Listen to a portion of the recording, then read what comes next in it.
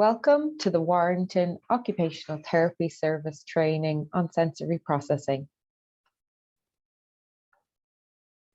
In this final video, you will learn about sensory strategies or sensory activities which you can put into place to help your child or young person function at home, in school, and in the community.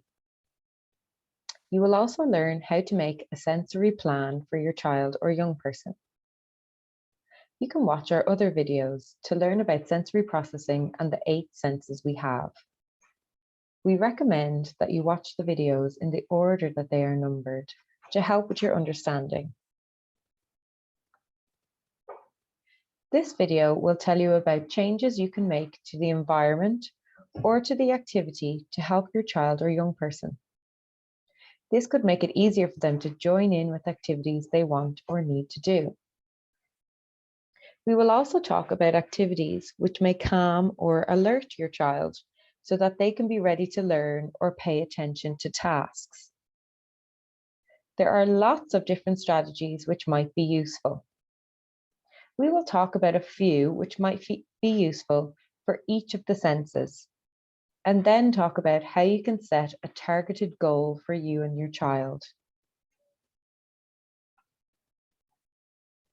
We'll start with the visual sense and strategies you can use to help your child. If your child doesn't like bright lights, try letting them wear sunglasses or a hat to help them filter or block out light. Dimmer switches on lighting can also be helpful to help calm and relax. If your child is distracted by lots going on around them, think about what changes you can make to the environment. Having an area at home or at school with no clutter or distractions can be useful for doing homework or playing. If your child seeks lots of visual input and watches items spinning, their reflection, or bright lights, allow periods of play which provide increased visual stimulation, for example, using fiber optic lights and mirrors. Ensure that the play is time limited so that your child does not become overstimulated. Hearing. If your child is upset by sounds such as the Hoover or hand dryers, it can be helpful to tell them before the noise happens. This will give them time to prepare themselves, move away, or cover their ears. If your child becomes upset by an unexpected noise, provide them with reassurance. Let them know you understand they are finding things difficult. It's always best to have a plan for these situations. Have a think about what might help before you go out. You could have earphones with music playing which they like. You could have ear defenders ready for them to use, or show them how to put their hands over their ears. Small earbuds, such as Flare audio calmers, can also be helpful for teenagers or older children who can tolerate the feeling of earbuds. These earbuds reduce sound, however, still allow you to hear what is happening around you. If your child struggles to go to places which are busy, see can you go during quieter times, such as during quiet supermarket times or specific quiet cinema sessions. It may also help to plan shorter outings as a practice run. This way, if you need to leave, you can, without the stress of trying to shop at the same time. If your child is humming or singing with their hands over their ears, this may be their method of blocking out unwanted sounds in the environment, and they may be using this strategy to self-soothe or self-regulate. It may help to see can you identify what noise is causing this response. If your child has a high threshold for noise and does not respond to their name being called or appears to tune out, you may need to have your child's hearing checked first before considering if it is a sensory issue.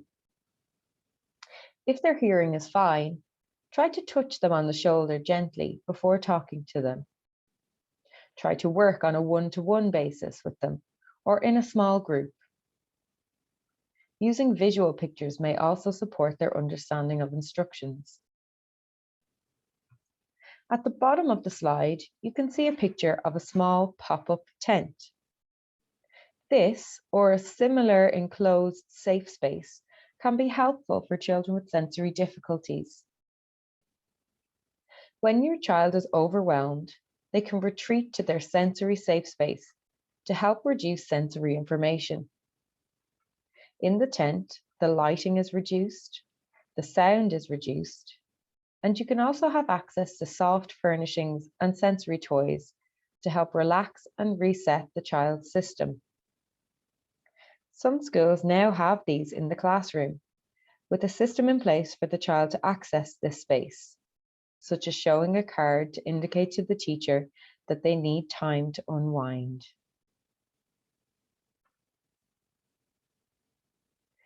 Children who are very sensitive to touch sensations can become very upset by things such as clothing textures, getting their hair cut or brushed, having their teeth brushed, or their nails cut. What can you do to help? First, think about the activity. Can you change the activity in some way to support your child? Can you cut out the labels in their clothes? Can you try putting their socks on inside out to avoid the feeling of the seams? Or buy soft clothing or clothing with no seams? Then think about the environment. Is there a lot of sensory information in the environment? Can you complete the task in a quieter room away from siblings? Can your child sit down somewhere with their feet flat on the floor to feel more secure and safe? Then think about the type of touch you are using. Light, tickly touch to the skin can trigger our fight or flight response. We want to stop this response from happening. To do this, we will need to use deep pressure touch to the skin. Instead of using your fingers, use the palms of your hands. Try giving your child's skin a massage with rough strokes of the palms of your hands to desensitize their skin before putting socks on, or squeeze each finger tightly before cutting their nails. Rub their head roughly with a towel or the palms of your hands before hair brushing. Brush the hair using quick, almost rough strokes of the brush. Before brushing teeth, can you rub the child's cheeks and lips with a face cloth and use your finger to rub along the gum lines? Allowing the child to have control over the activity can also help. Can you show them how to rub their own face and gums before brushing their teeth? Having a definite beginning and end to the activity can also be helpful. Tell your child or young person that you will be finished by the time you count to 10 or by the time you finish singing a song. You could also use a visual timer so the child can see when the activity will end. Some children will want to touch and fidget with objects all the time. Take note of this and try to identify if your child needs to fidget in order for them to pay attention or to feel less anxious. In this case, provide them with a fidget tool. It may take a while to see which fidget tool works best for your child. Some fidgets may be noisy and cause distractions for other children in class. Some may be very visually stimulating and also cause distraction. Be creative and think of other ways for your child to fidget. Could they have a discreet ball of blue tack in their hands or a bracelet on their wrist?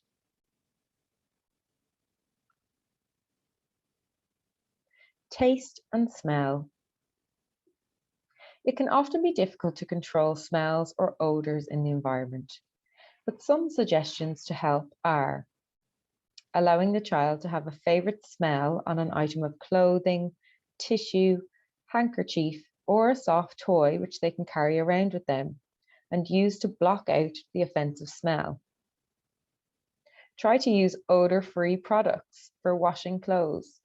household cleaning, and school cleaning.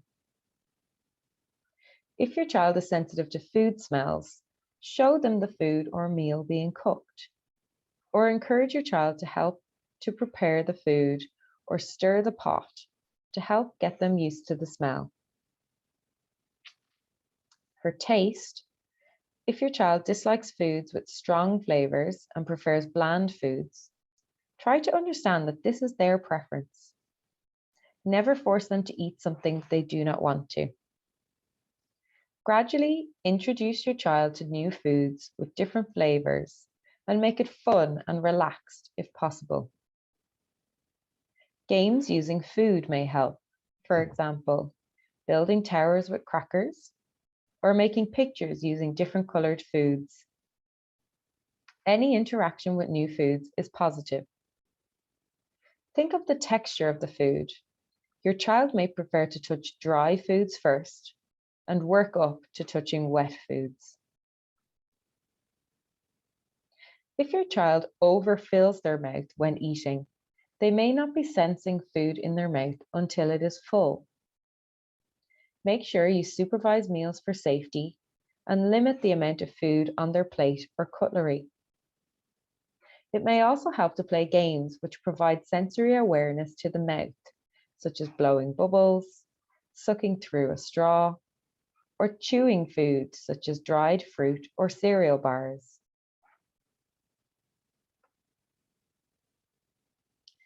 As we said in the previous video, the proprioceptive sense is very important because it helps us change how alert we feel. This sense is closely linked to our emotions and can help us to feel calm. The more we use our muscles and joints, the more proprioceptive input our body receives. These muscle use activities can be used with your child throughout the day to help them to feel calm and focused. Proprioceptive activities can include carrying shopping bags, playing games which involve crawling or jumping, digging with a spade or carrying watering cans in the garden, doing warm-up exercises such as pushing against a wall, or playing with weighted items such as stacking or packing food packages. Some children hold their pencil too tightly or lean too hard on their pencil. This may mean that they can't feel how much force they are using. To help with this, try playing with Play-Doh or Theraputty before doing writing activities. This will give lots of feedback to the hands so that your child will feel how much force they're using.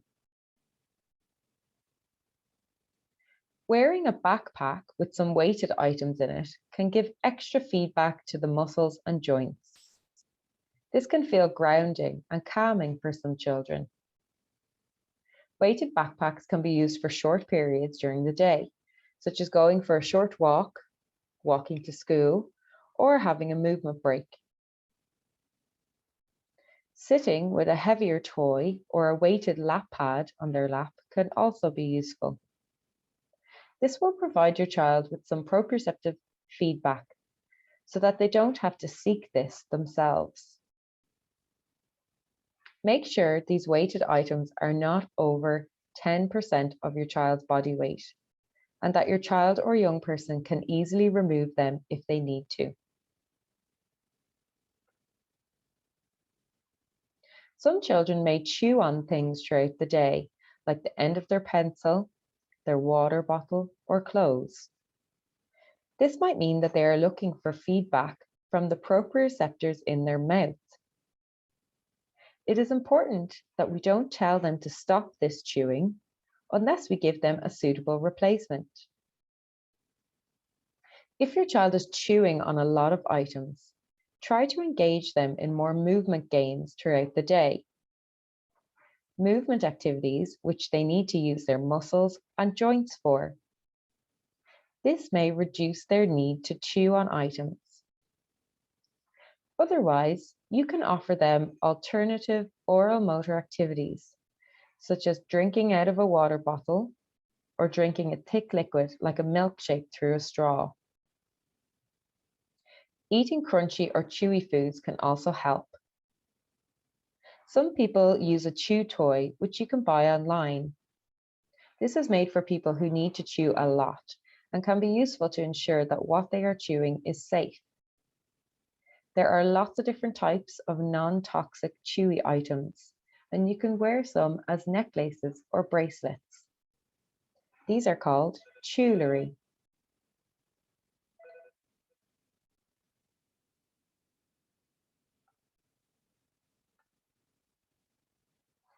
Some people process vestibular or movement and balance information differently. If your child has a high threshold for movement, they will need lots of opportunities to move during the day to help them feel just right. You can get movement from walking, running, or jumping. You can also bounce on a trampoline or space hopper. Going to the park is a great way of getting lots of different vestibular input or movement. Swings, slides, and climbing frames all provide vestibular input.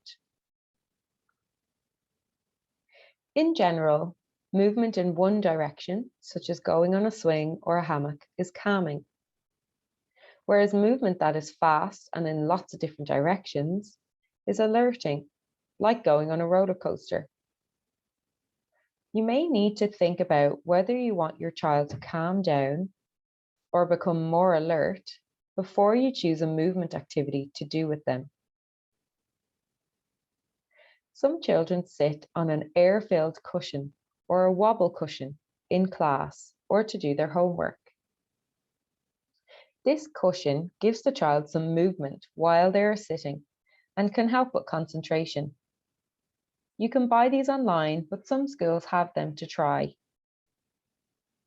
We would recommend that your child only uses a wobble cushion for a short period.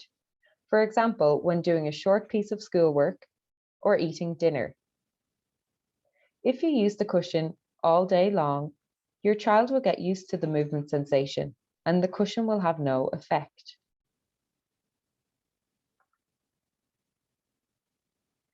If you remember, the interoceptive sense is the sense that allows us to notice internal body signals, such as a rumbling stomach, racing heart, or full bladder. When we notice these body signals, our brain uses them as clues to our emotions. It can be difficult to notice what is happening inside our bodies. The key is to take time during daily activities to pay attention to our body signals. It can be easier to notice a body signal when you're doing an activity that causes a strong sensation in the body. For example, it can be easier to notice how your heart feels during active play or exercise, or how your mouth feels when sipping a cold drink. To help your child become more aware of their body signals, we recommend using Interoception talk. Label the way your body parts feel during daily activities. For example, my hands feel warm when you hold it. My cheek feels wet when you kiss it. My breathing feels fast when I run with you. Encourage your child's interoception attention. Encourage your child to notice how various body parts feel during daily activities. For example, how do your hands feel when you're holding a glass of cold water? How do your eyes feel at bedtime? Put your hand on your chest and feel your heart beating fast. You can take time with your child to notice the body signal. For example, your tummy is rumbling or you feel low in energy. Talk about what that might mean to help them make sense of it. For example, this might mean you feel hungry. And then talk about what they can do. For example, you can go and eat something. These activities take practice and will be unlikely to work first time. Practice for short periods of time, for example, a few minutes. Try and do this at the same time every day, such as first thing in the morning or before bedtime. This can make it easier to fit into a busy routine, so you are more likely to keep doing it.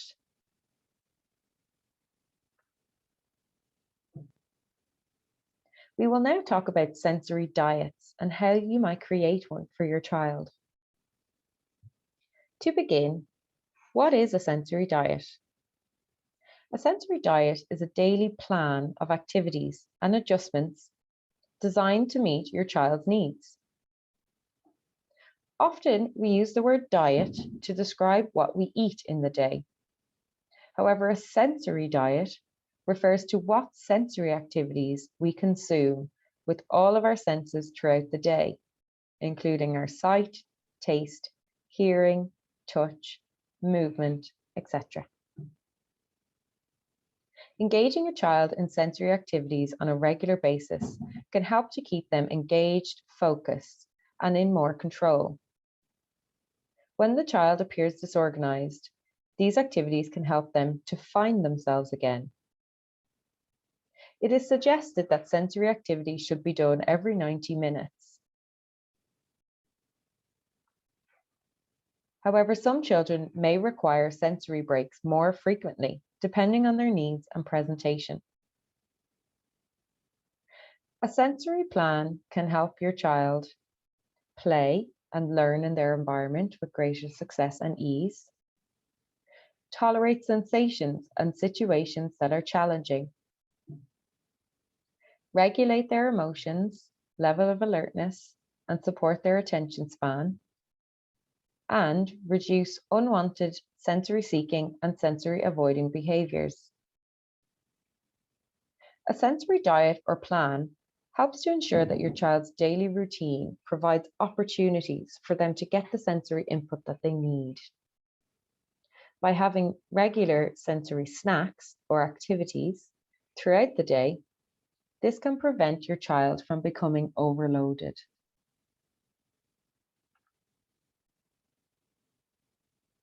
Some key principles of a sensory diet include: engage your child in calming activities when they appear overstimulated or when your child appears overly excited or wound up, when they have difficulty focusing, appear irritable, upset, stressed, or anxious in their environment. Examples of calming activities include dimming the lights, engaging in activities which require muscle use, such as crawling activities, having a drink through a straw, or using deep pressure tactile input, such as a back massage or squeeze using a large therapy ball. These activities provide calming visual, oral, proprioceptive, and tactile inputs. Engage your child in alerting activities when they appear understimulated or when your child appears tuned out, can't focus on tasks, or appears tired. Examples of alerting activities include playing games which involve fast movements, such as jumping on a trampoline or a space hopper, dancing with loud, fast music playing, playing with a large ball, or playing with cold water.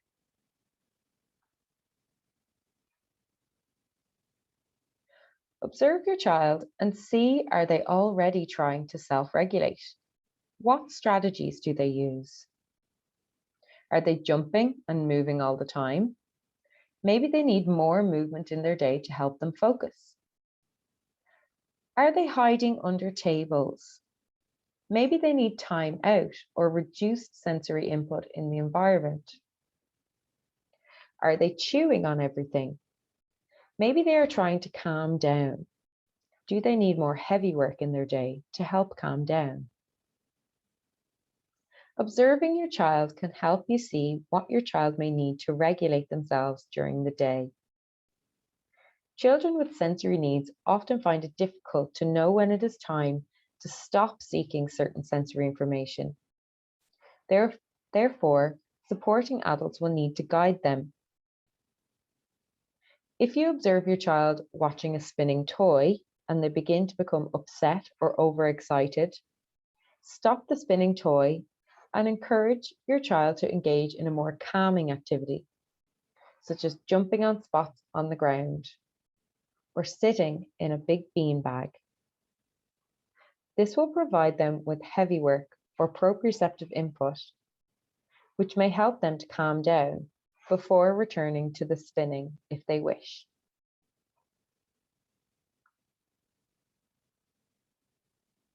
By keeping a diary, you may identify patterns of behavior, times of the day, or activities which are difficult for your child or cause your child to become upset. For example, you may notice that when you go to the supermarket straight after school, your child often becomes upset and wants to leave straight away. You may begin to realize that your child's level of alertness and stress is too high after school, and therefore the supermarket feels overwhelming for them. Your strategy to target this may be to have a break in between school and the supermarket, to provide your child with a crunchy snack in the car, or to walk to the shop instead of driving so that they have a movement break to help calm down.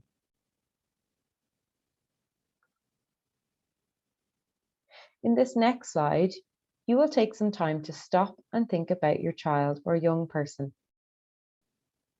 Think about a goal which you would like them to achieve. What do you want your child to learn or tolerate better? Then think about what is preventing them from doing the task. Are they too alert and need to calm down? Do they present with sensitivities in one or more of their sensory systems? And finally, what strategies could you use to help your child before or during the task? Try to think of how you could change the environment, the activity, or support the child to do the task differently. On the next few slides, we will talk through some examples which parents have volunteered to discuss during previous sensory training courses run by the Occupational Therapy Service. In this first example, the parent would like for their child to be able to wear socks without becoming upset. They feel that the child appears sensitive to the feeling of the socks and the seams on the socks. The strategies which they thought of to target this difficulty were to use deep pressure massage on the child's legs first to desensitize any light touch sensations, to buy socks that are larger so that they are loose, to turn the socks inside out, and to make sure the environment is quiet when their child is getting dressed.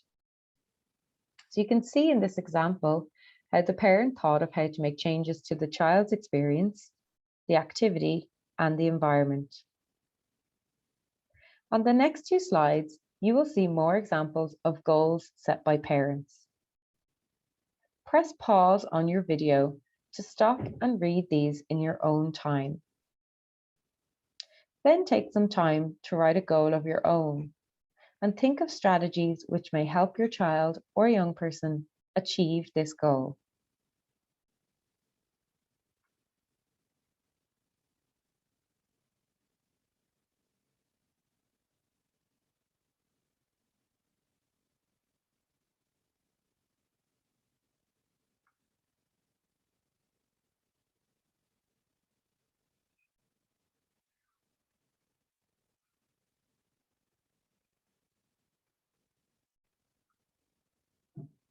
Remember, you know your child or young person best.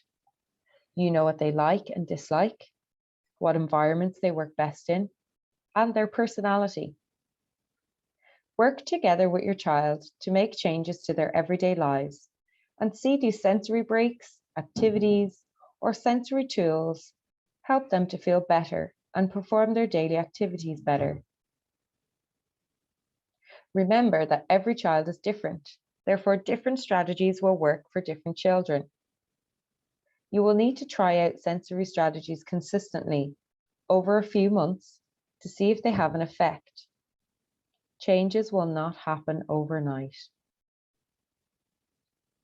Remember that feeling overwhelmed and stressed makes it difficult to learn or take part in activities.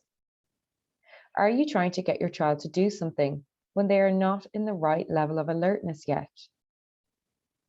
Make changes to your child or young person's day to help them feel calmer and less overwhelmed. Change your daily routine, add in sensory breaks, give your child time to relax when they come home from school, and see can they perform better throughout the day. Remember to stop, listen, and observe. Work together with your child to try and find the right strategies for them. Listening to their needs or watching their behavior can tell you a lot about what they need. These 3 videos contain a lot of information. Please re-watch the videos if you feel you need to. There is also more information on our website about sensory needs and how to support your child or young person. Please refer to the sensory information pack, sensory advice sheets, and the useful reading list for more information on sensory processing and how to support your child or young person.